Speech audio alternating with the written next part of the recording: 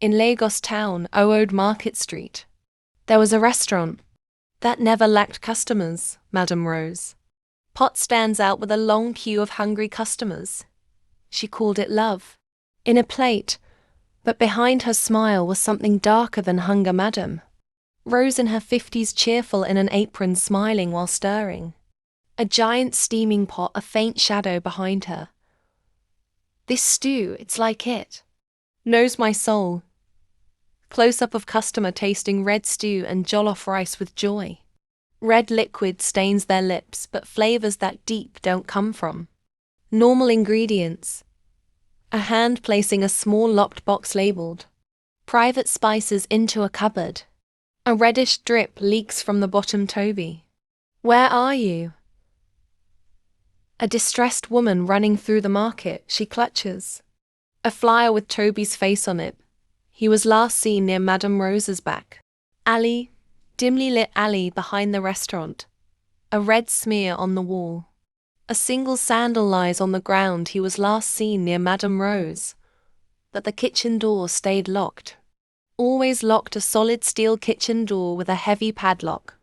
On the handle, dried reddish stains. I always smell blood, not beef blood. Joy, staring nervously from her window next door, her nose wrinkled at the air. She watched every night, and one night she saw it, Madame Rose dragging a large sack through the alley. The sack drips red. Her face is calm. She's hiding something. I know what I saw. Joy speaking urgently to her friend who's laughing while eating rice. Hiding something. I know what I saw. Joy speaking urgently to her friend who's laughing while eating rice. Abig, leave that woman. Let me eat my meat in peace. Close up, a friend chewing meat, oblivious. Joy looks disturbed, staring at the meat, but truth has a way of leaking like blood through the floor. Dark liquid slowly dripping from a kitchen floor tile. Emeka the cleaner stares at it, shocked. One early morning he opened the wrong door. Emeka accidentally unlocking the kitchen door. The red light from a pot bathes his horrified face. This can't be real. Human bones. On a blood-stained table, a pot bubbling thick red stew beside a scale labeled fresh weight. He ran, but fear kept his lips sealed. Emeka running out of the building, breathing hard, eyes wild as Madame Rose watches from the doorway, smiling faintly. As he turned to run, Madame Rose stood at the door.